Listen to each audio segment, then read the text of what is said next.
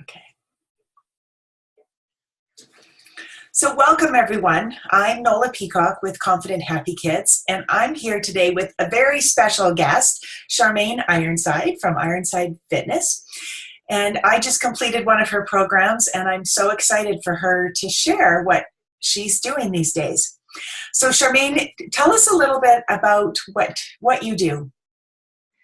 Yeah, so thank you, first of all, Nola, for having me on. So I am a fitness enthusiast. So I have 2 fitness studios in Calgary, and we focus on functional movement and helping people release body fat and doing it in a sustainable way that addresses a lot more than just fitness, but also the lifestyle factors and the mindset and the nutrition. So that's one part of my life, and then more of a, I guess it's a passion for me right now, a passion project, but it is also, a career for me, and it is coaching women to have healthier relationships to their bodies and to food. So it's called the Diet Dropout, and I do coaching programs to help people realize that it's not just about changing your food or your nutrition or going on a diet, but actually living in a healthy body is about a lot more emotional and habitual and lifestyle factors. So that's kind of my real passion right now.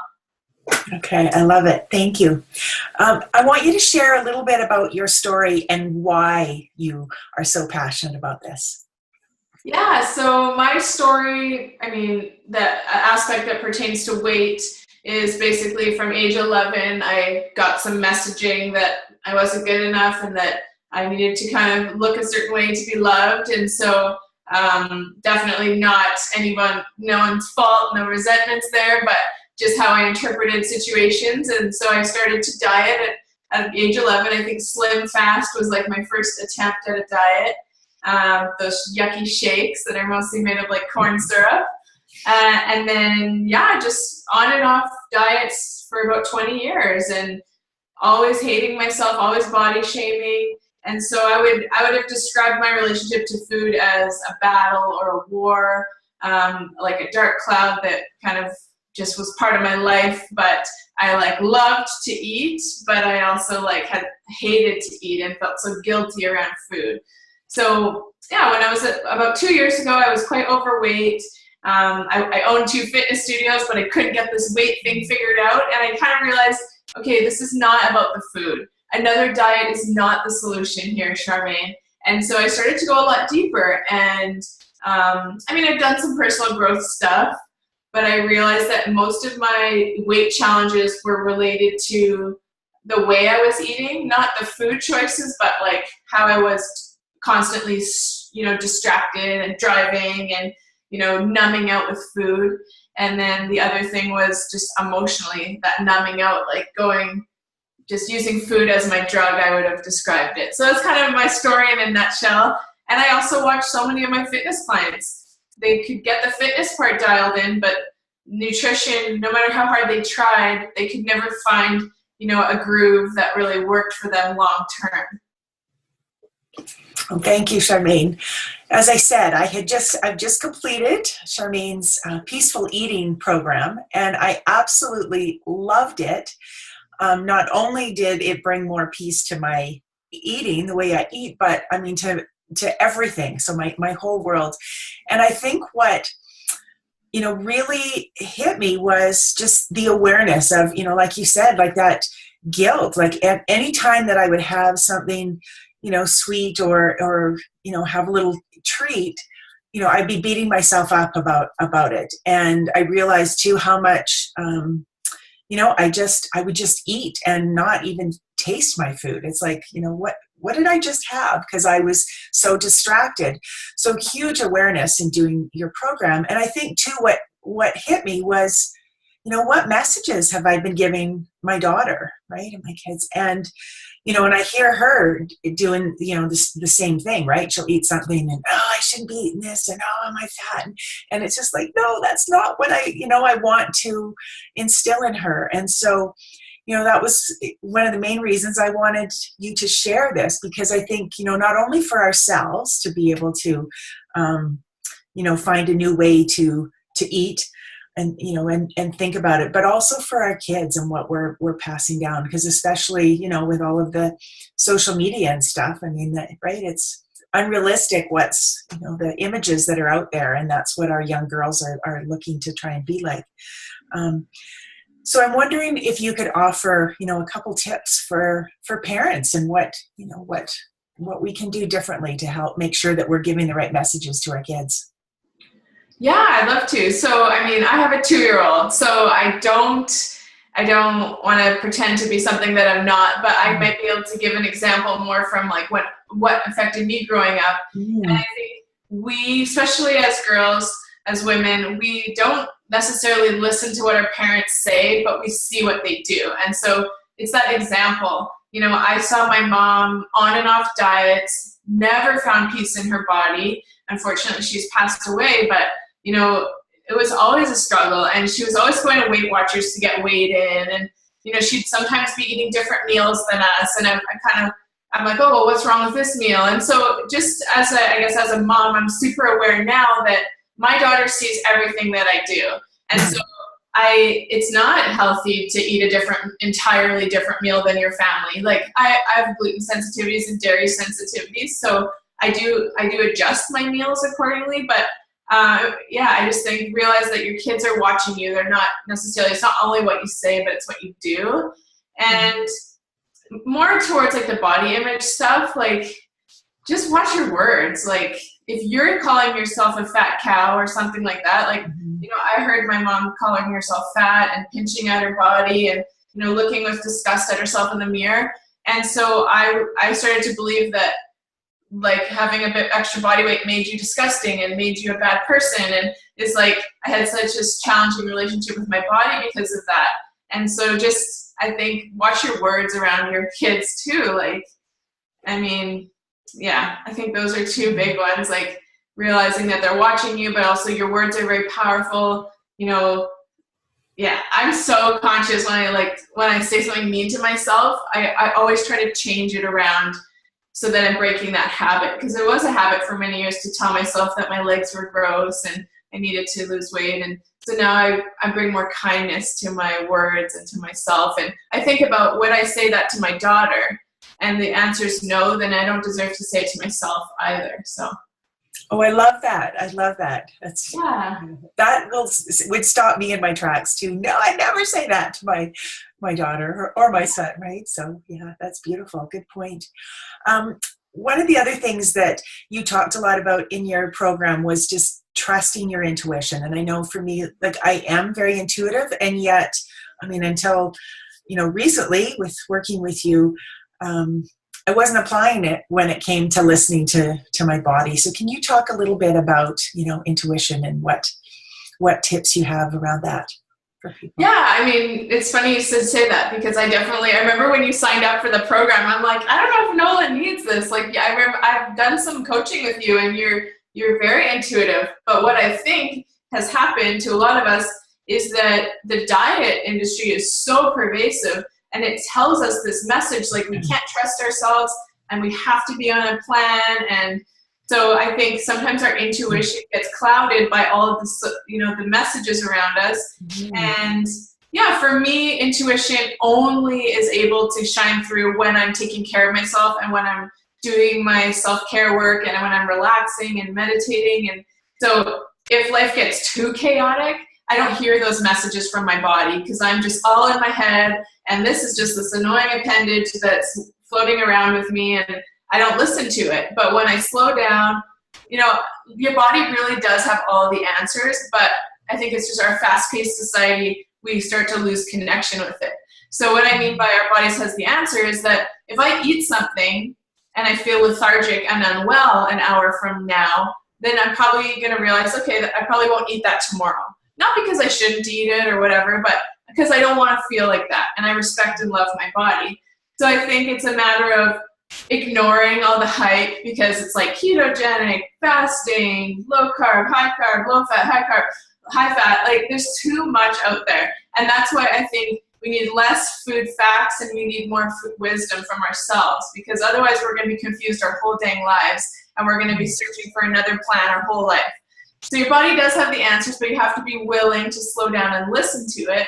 And one thing that helped me with that was just not for calories or anything, but writing my food choices down. And then if I was really like farting or bloated or lethargic, I'd be like, oh yeah, I had like pork for lunch, and obviously I don't digest pork super well. Doesn't mean I'll never eat pork again, but that's kind of intuition and just trusting yourself. Like I always tell my clients to shut up and eat sometimes. Like stop eating it. It doesn't have to be so complex. You're not going to totally screw everything up in one go. Like just trust a little more. Mm-hmm. Thank you. And I think you hit it right, the nail right on the head with being bombarded with all this information, right? I think that's what I'm listening to. It's like, I shouldn't have that, and I shouldn't have this. And yeah, I think that's exactly it. And so now stepping back and listening to my own body has made a difference. So, can you share some of your tips? I mean, there are so many that I can think of that help, but can you just share a couple of tips just to help people to kind of slow down and, not multitask and some of the... Yeah, I'd love to. Yeah, I think realizing that actually taking pleasure from your food requires that you actually pay attention to it. So, and pleasurable eating, when you're actually enjoying what you're doing, I actually have chocolate right here because I just did a video about this. Your metabolism is boosted when you're enjoying something. So like, just let yourself have it. I don't care if it's a McDonald's hamburger, let yourself enjoy it. Because a lot of my clients will be like, I just eat that stuff so fast because I feel so guilty about it. I'm like, but you're not getting enjoyment from it. The guilt is causing you to probably eat more because you feel so bad. And guilt makes you feel stressed, which makes your metabolism sluggish. So it's such a like vicious cycle. So just take pleasure out of your food. Ditch the idea of feeling guilty around eating. It's just such a useless feeling. A big one is sitting while you eat. It's so simple, but so many of us aren't doing it. And in the car, it does not count. So, unless you're parked, I guess. But yeah, like sit while you eat and just like let yourself have the food. Because I was someone who said I loved to eat in the past, but I never paid attention to my food. So I could eat an entire chocolate bar, and never be satisfied. And now I can eat 1 or 2 pieces, but I eat it so slowly that I'm like satisfied with 2 pieces instead of a whole bar. So sit while you eat and give your food that full attention. Ditch food guilt. There's so many, like you said, but one really good one is to put your silverware down between bites, because that encourages you to actually let yourself have the bite in your mouth instead of planning the next bite. And that's kind of, for me, I know that's an analogy for my life. It's like, this is all we have. This moment is all we have. So if you're constantly, like, we're doing this interview, but I'm thinking about the next thing, well, then I'm robbing myself of the joy of this interview. And it's the same with food. If I'm poising my bite for the next bite, I'm robbing myself of the joy from that bite, which usually means I'll eat more later because I'm not satisfied. And I'll usually not even notice that I'm full because I'm just going. So yeah, silverware down is a huge one, and that can help. And that can also ripple into other areas of your life as you practice it. Yeah, beautiful. And one of my favorite tips that you shared was progress, not perfection. So do you want to address that a little bit? Yes. Oh, I feel like that's like the biggest kind of theme of my life and of my coaching is, I think so many of us, especially women, but everyone, it's like that whole idea, if it's not perfect, we might as well scrap it. And it's like the perfectionistic mentality. Oh, I ate a donut, so I'm just going to scrap it. I'll start again Monday. I'll start again in September. I'll start again in January. But unfortunately, perfectionism really is not your friend on this journey. And so, yeah, I always tell my clients, strive for progress, because you'll be so amazed what will happen in like 6 months from now, or even a couple of months from now, if you just make, you might take 2 steps forward and 1 step back.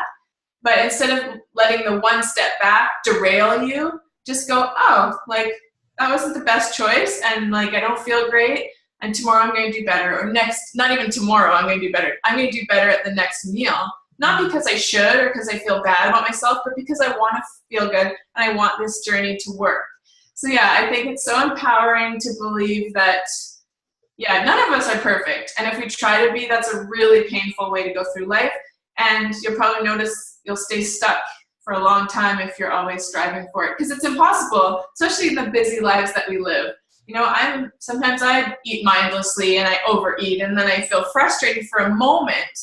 But before that used to derail me into a weekend of binging. But now it's like, okay, Charmaine, like, let's look at why you did that. Okay, you were really emotional and you had a really long day and you didn't do self-care. Okay, so tomorrow let's put some self-care in so that you have a better basis to make the right choice. And so I like to think of it also like being a detective in your own life and not shaming yourself, but just learning from your, like, not even your mistakes, but learning from the things that you do that aren't serving you. Mm-hmm. Thank you for that. And as I said, I think that was one of the most powerful, tips that I got from your program. And I kept hearing your voice, right? If I kind of think I messed up, it's like progress versus perfection. And so then it would be like, okay, the next meal, I'm going to go at this again. Yeah. And, as I told you earlier, this is one of the few things, or if ever, that I have stuck to something that was like an online program. I mean, for the whole 21 days, I did not give up and go, oh, I can't do this. It's like, okay, next meal, right? Next meal. And just I kept hearing all the little tips. And it was like one thing, I can do one thing, at least one thing better than I'd done before. So yeah, it was incredible. And I'm excited. And, I'm looking forward to seeing how it impacts my daughter, because she struggles with what she eats sometimes and beating herself up. And I just think, as you say, our kids are watching us all the time. So yeah, it'd be great to see. Is there one message that you really hope that Kennedy gets from you around eating, or choices that she makes? What's one powerful thing that you really want her to get? I want her to understand that, living a healthy lifestyle, it's not about an appearance-based goal. And so one thing is to always believe she's enough no matter what she does or how she looks or what she achieves or how much she has, being enough just because she's here and that's enough in itself makes me want to cry, because I don't have that belief yet. I'm working on it. And just that eating healthy and moving your body, it's not about being skinny or losing weight. It's just about being healthy. And I want her to love movement, and I want her to want to eat vegetables once in a while because she knows it's healthy, but not because she's eating a salad because she's trying to get skinny. And so eating clean and exercising because she loves herself, not because she hates herself. Right. That's such a beautiful message. Yeah. It was interesting. Yesterday, my daughter's been babysitting a couple of young girls, and she came home yesterday and she says, when I have kids, I want, my kids to be able to eat what they want, not be what I think she described it as hippie food or whatever, but not be restricted that you can only eat certain things. And I thought, all right, there's some progress or whatever, that she's thinking that way. So, yeah. What else do I want to ask you? I had another question in my mind. The other thing I think that really struck me was that the idea of being hard on ourselves, and when we're guilty, that actually is slowing down our metabolism. Yeah. A little bit. Well, yeah. I mean, it's been proven that when we're feeling good, we digest better. There's a quote that I love that says, "A happy person could digest a stone." So when you're feeling good and you're eating, your digestive enzymes are working, all the acids in your stomach, everything's secreting properly. But when you're feeling stressed or bad, you're kind of all those enzymes and the acids get kind of tamped down, so you don't digest as well, which means you could be bloated, farty, gassy, all that stuff. But also your metabolism is boosted when you're doing things that make you happy. So that could be an activity, whatever it is. That's why sometimes when you go on vacation and you eat more and but you don't really put on much weight. I don't know. That's happened to me in Europe and things like that. I'm eating all this bread and all this stuff, but I'm having so much fun and I'm walking and everything. But Like sometimes you'll notice if you're taking more pleasure out of your life and out of your food, your weight just kind of comes off easier and it takes care of itself. So yeah, there is actually research to show that if you're in a happy place, if you're feeling good, you'll have those endorphins and your metabolism will actually be boosted. And feeling guilty is the opposite of feeling happy. So tamps down your metabolism. So I think that's such a great motivation to just really take joy and pleasure out of every bite, no matter how, fatty it is. And I really encourage people not to label foods as good or bad. Just label them as like, this tastes awesome and it makes me feel awesome, or this makes me feel awful. Like for me, I used to have this like willpower battle, like driving past Tim Hortons, I like want a sour cream glazed donut and a hot chocolate because it tasted good. But now I'm like, oh yeah, once I eat that, I feel so lethargic after, and I need to have a nap, and I'm like grumpy, and like it feels good while you're eating it, but afterwards. So now I'm like, well, it's not a bad food necessarily. I'm not going to label it, because actually what you label, you end up wanting more of. When you say something's forbidden or bad, you actually think about it more. But I drive past there now, I'm like, I don't want to feel crappy. So it's not a willpower battle anymore with that. So yeah, guilt is the worst. I just think it's such a like useless emotion in general. Yeah. Well, and I just want to keep reminding myself of that because, like you, I've had an experience where my girlfriend and I went to Hawaii, and we ate and drank whatever we wanted, right? We weren't doing a lot of exercise other than walking from the hotel to the beach and back. But we both came home and we had lost weight. And it was like, oh, wow. And that was, I think, the first time that I realized how often I used to stand at my island and eat, right, while I was multitasking. And so, now I'm making a point of sitting down to eat and, as you say, enjoying, right, that joy. That's so important. And you can have whatever you want, but just sit and make that a rule for yourself, and you'll notice such a big change. And sometimes you'll even notice that what you were snacking on mindlessly while multitasking, you don't even really like. But you'll never find those things out if you're always eating mindlessly. Like I've had clients be like, I drink a carton of chocolate milk a day, but now that I do it mindfully, I don't even like it. I don't like the gritty sugariness. And a lady who's like, I used to eat boiled eggs, like they're going out of style, and I actually like hate them. But she just did it mindlessly and because she thought she should. And that's a really hard way to go through life. Joy, food needs to be a source of pleasure to live your fullest life. But I think it's so interesting how when you pay attention to food, you learn so much about yourself and what you deserve and what you really want. Yeah. Yeah. And learning to trust what your body's telling you, right? Which is beautiful. Yeah. Well, thank you so much, Charmaine. How can our audience get in touch with you so that they can find out more about your programs? Yeah, so they can check me out. My website's thedietdropout.com. I'm also posting all the time in my Facebook page, so The Diet Dropout on Facebook and on Instagram. And I'd love to hear any comments or questions they have. My email is just Charmaine with a C at thedietdropout.com. Thank you, and I will post the links to that. And I highly recommend Charmaine's program. It's been amazing for me, and I'm going to be continuing some more work with Charmaine in the fall. And I'm looking forward to that. So, thank you so much. Awesome. Thanks for having me. Okay.